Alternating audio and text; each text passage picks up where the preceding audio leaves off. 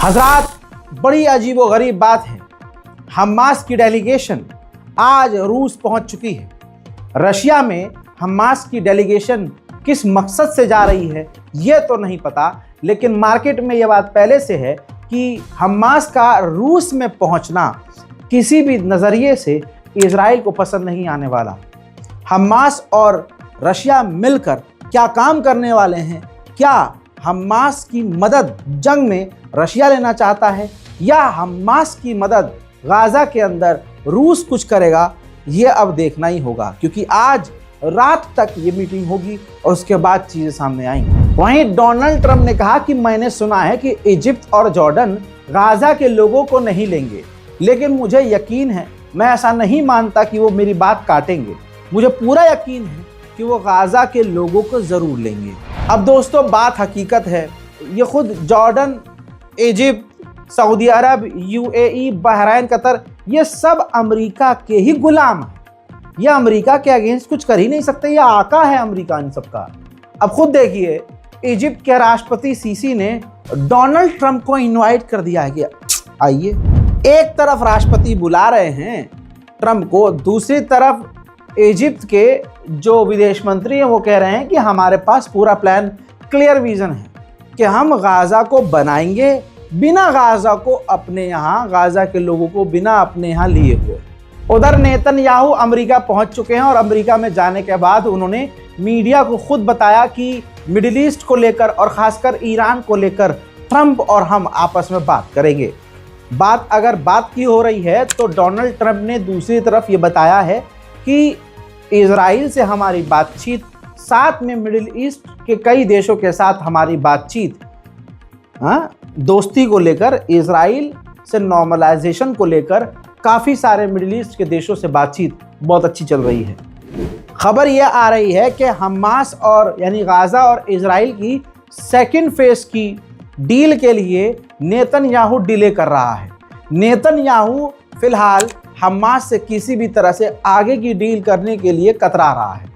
इस वक्त ये वो टाइम आ गया है जब हमास और इजराइल को सेकंड फेज की बातचीत करनी थी, लेकिन इस वक्त नेतन्याहू इग्नोर करते हुए बातचीत तमाम अमेरिका पहुंच गया है और अपनी टीम खुद इजराइल, कतर नहीं भेज रहा है, क्योंकि कतर के अंदर ही हमास और इजराइल की बात होती है, लेकिन इजराइल, कतर अपनी टीम नहीं भेज रहा। उधर नेतन्याहू ने डोनाल्ड ट्रंप से कहा है कि बाइडेन ने हम पर आर्टिफिशियल इंटेलिजेंस की चिप इस्तेमाल करने के लिए बैन लगा दिया था।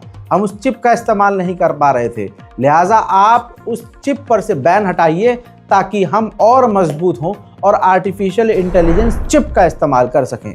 उधर जॉर्डन का किंग भी 11 फरवरी को संभावना है कि अमेरिका पहुंच सकता है।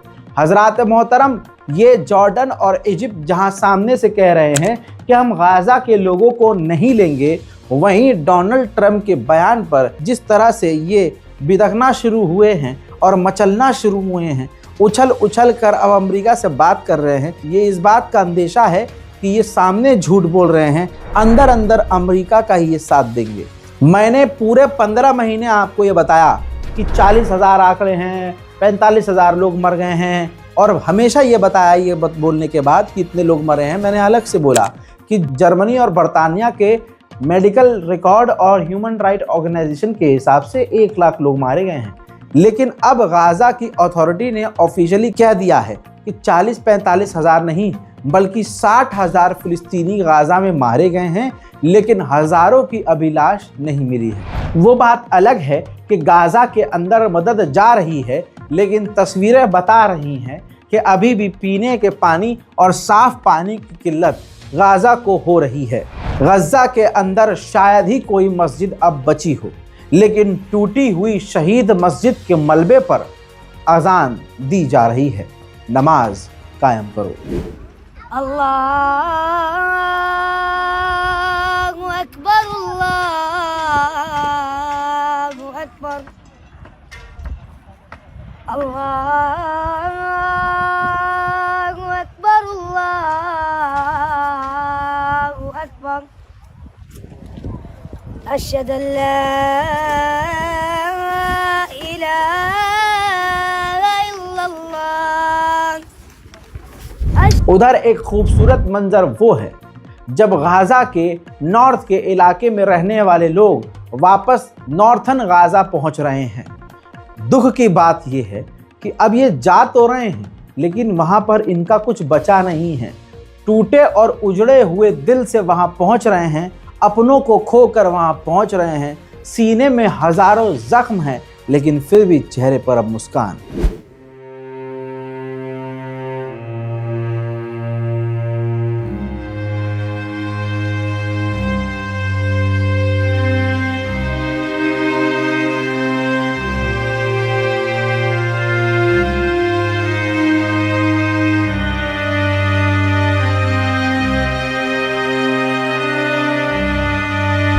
हजरात, ये तो लेटेस्ट अपडेट था, लेकिन आपको बता दूं कि दूसरे गाजा के इलाकों से ये भी अपडेट आ रहा है कि इजराइल की सेना और इजराइल गाजा में दूसरे इलाकों में फिलिस्तीनियों को घुसने से रोक रही है।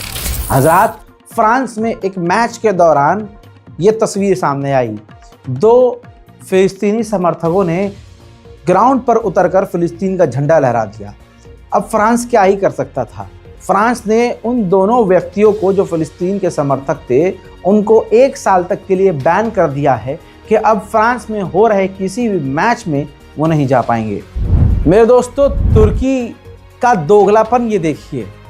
इजिप्ट और जॉर्डन गाजा के लोगों को ऑफिशियली एक्सेप्ट करने को तैयार ना हुए, लेकिन उधर तुर्की ने कह दिया कि हाँ जी, जिन गाजा और फिलिस्तीन के लोगों को इजराइल ने गाजा में घुसने से मना कर दिया और फिलिस्तीन से भी निकाल दिया, उन फिलिस्तीनियों को हम लेने को तैयार हैं।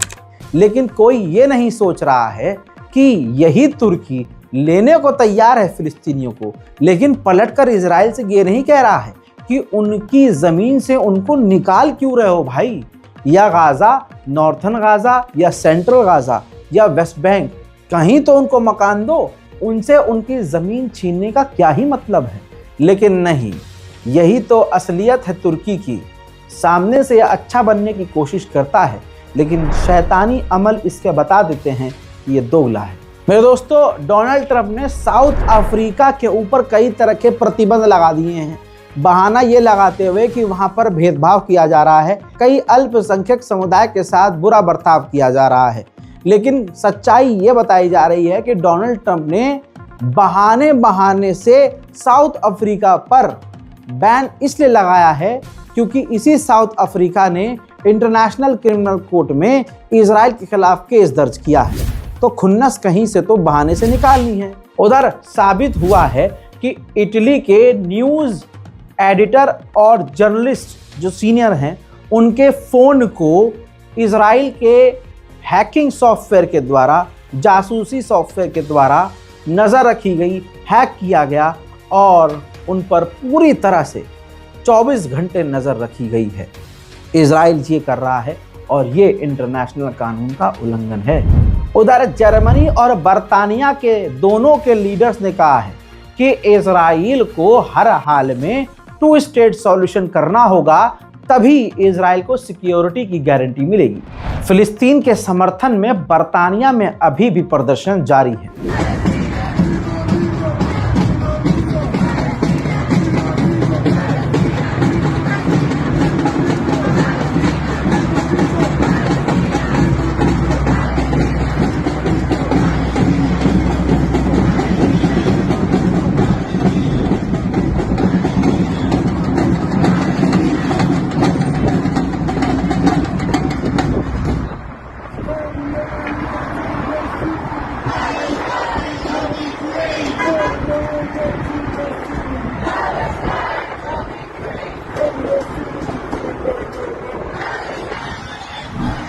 मिशिगन में बहुत बड़ी यूनिवर्सिटी है, अमेरिका का एक शहर है मिशिगन।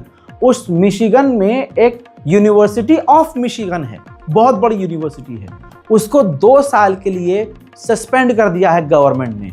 गवर्नमेंट से कोई उसका ताल्लुक 2 साल तक नहीं होगा, क्योंकि मिशिगन यूनिवर्सिटी जो है वो फिलिस्तीन के समर्थन में उतरी हुई थी। हजरात मोहतरम, इजराइल के सैनिकों को नफरत झेलनी पड़ रही है। ये पोस्टर देखिए, ये पोस्टर ऑस्ट्रिया की सड़कों, गलियों और चौराहों पर लगा है, जिसमें एक इजराइल का सैनिक है और पोस्टर पर लिखा है कि वांटेड है, इसने वॉर क्राइम किया है और ये हो सकता है कि हमारे मुल्क ऑस्ट्रेलिया में मौजूद है। यमन के हुथीज अंसारुल्लाह ने साफ तौर से कह दिया है कि अगर इजराइल ने लेबनान और गाजा में सीज फायर को तोड़ा तो हम तैयार हैं दोबारा से इजराइल पर हमला करने के लिए। साथ में उन्होंने ये भी कहा कि अमेरिका चाहता है जितने भी मिडिल ईस्ट में अरब मुस्लिम देश हैं, अमेरिका की वो गुलामी करें और अमेरिका जैसे कहे उनकी बात माने। बात बिल्कुल सही है। देखिए, खबर ये आ रही है कि हसन नसरुल्लाह का जो जनाजा है, उनकी लाश है, वो टेम्परेरी तौर पर ईरान में तेहरान में दफनाई गई है, लेकिन इसी महीने में कुछ ही दिन के अंदर नसरुल्लाह की लाश को, उनके जनाजे को ईरान से निकाल कर लेबनान की सरजमीन में दफनाया जाएगा। उधर हिजबुल्लाह के लीडर जो ईरान में हैं, उन्होंने साफ कहा है कि हमारे पास अग्रेशन के खिलाफ, दुश्मन के हमलों के खिलाफ बहुत सारे ऑप्शन हैं, कई तरह की चीज़ें इस्तेमाल करने के लिए हमारे पास ऑप्शन हैं। मौका लगा और हमें अगर मौका दिया गया तो फिर हम इस्तेमाल करेंगे।